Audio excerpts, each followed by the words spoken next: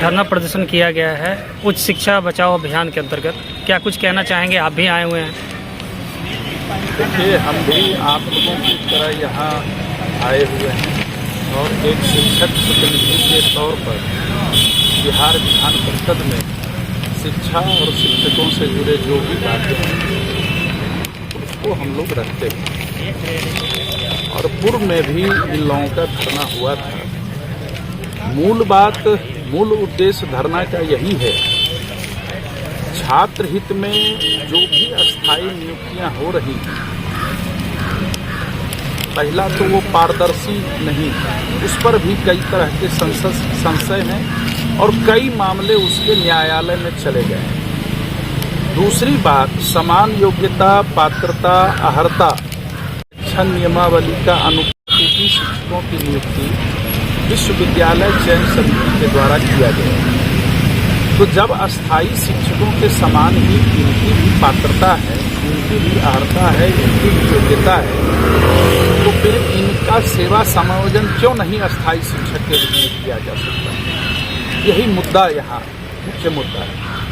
दूसरी बात, अगर विभाग ने इसमें संशोधन किया तो संशोधन में भी नौकरशाहों ने पेंच लगा दिया।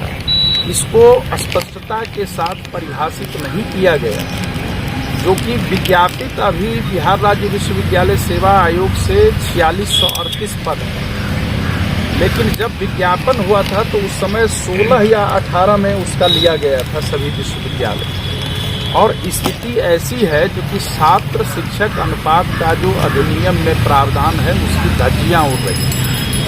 जरा सा भी विभाग गंभीर नहीं है, क्योंकि हम छात्र हित को प्राथमिकता देते हुए अस्थायी शिक्षकों की नियुक्ति कितनी शीघ्रता से करें।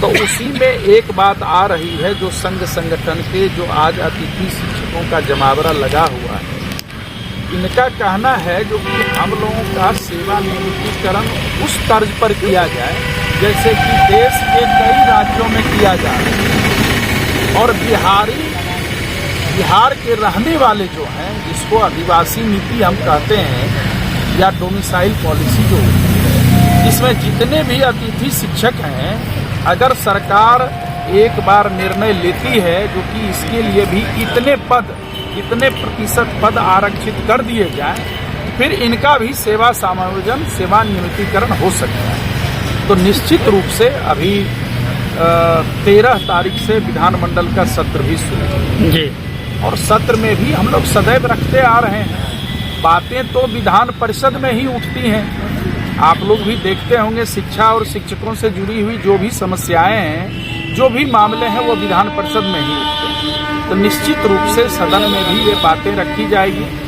इसके पूर्व वर्तमान शिक्षा मंत्री जी से भी इस संदर्भ में बात हुई थी, उनको भी सारी जानकारी दिए थे। उनको भी कुछ लोग अप्रोच किए होंगे जो यहीं बैठे हुए हैं, वो कह रहे थे हमको भी ये मालूम है, हम लोग इस दिशा में देखेंगे, समीक्षा करेंगे विभागीय स्तर पर क्या हो सकता है, क्या नहीं हो सकता है। हालांकि उन्होंने ये भी कहा जो कि ये पॉलिसी डिसीजन है, ये सिर्फ शिक्षा विभाग नहीं कर सकती है, इसमें पूरे सरकार के कैबिनेट के स्तर से ये फैसला होना है।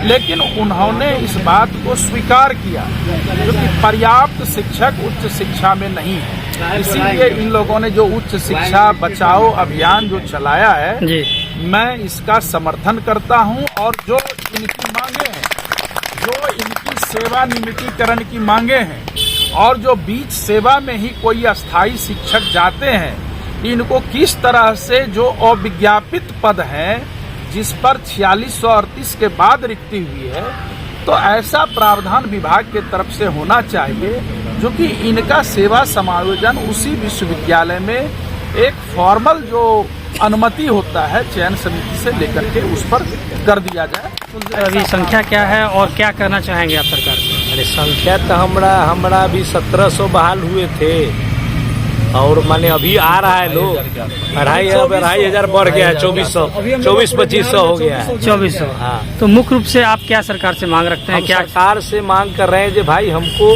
14 के संकल्प से आप हमको बहाल किए। अरे 6 महीना के लेल करते तो हम एक्सपीरियंस लेके चल जाते, अब तो 7 साल हमको सेवा ले रहे हैं भाई। अब हम जाएंगे कहाँ? न पढ़तो तो खाते लाखों कमा के, न जंगल में रेबर चराने के काबिल, न बाजार में बोझ ढोने के काबिल। अब 55 बरस एज हो गया, हम अप्लाई भी नहीं कर सकते हैं। हमको लगा जब 25,000 दे रहा था 50,000 दे दिया, अब हम कहाँ जाएंगे? अजय बाबू कहाँ जाएंगे? बोल दिए बुढ़ा गए, अब हम लोग कहाँ जाएंगे? हम लोग को कैसू यहाँ हम लोग के माननीय मुख्यमंत्री महोदय, उप मुख्यमंत्री महोदय हम लोग को सेवा बरकरार रखे, और सब 3 स्टेट में हो गया है सेवा। अच्छा, और चौथा स्टेट भी पंजाब बोल दिया, वहाँ भी बोल दिया, क्या दिल्ली भी केजरीवाल साहब बोल दिया। अब सब लोग बोलेगा, अब बिहार का लोग आगे हो जाए क्या? 7 वर्ष से कहीं नहीं है, 7 वर्ष से बिहार में है। ये चलते हम लोग आए हैं और सब साथी लोग आ गया है, लेकिन ट्रेन बस पता है इस साल पैसे नहीं मिला है साल भर से, और रुपये नहीं आने। क्या है कि अभी PSC आयोग द्वारा जो बहाली ली जा रही है वो उसी पद पे हो रही है नियमित, जिसपे कि हम लोग हैं अभी न्यू, क्योंकि एक विज्ञापित पद पे ही हम लोग आए। UGC का जो नियमावली होता है रेगुलर टीचर के लिए, रेगुलर असिस्टेंट प्रोफेसर की भर्ती के लिए, उसी नियमावली के उसी स्टैंडर्ड पे हम लोग भी आए। तो यहाँ पे ना मापदंड ना कोई नियमावली के मतलब को दरकिनार करके हम लोग आए। जो भी एक होता है माध्यम, उसके माननीय मुख्यमंत्री सोशल इंजीनियरिंग के जाने जाते हैं। हमें उम्मीद है कि इनके डॉक्टर संजीव कुमार सिंह जी के नेतृत्व में, और हमारे जो भी पंच परमेश्वर जो हमारे सदन से लेकर सड़क तक हमारे जाने जाते हैं, उन सब के नेतृत्व में हमारी लड़ाई को जीता जाएगा और हम लोगों को माननीय मुख्यमंत्री हमें नियमित कर देंगे।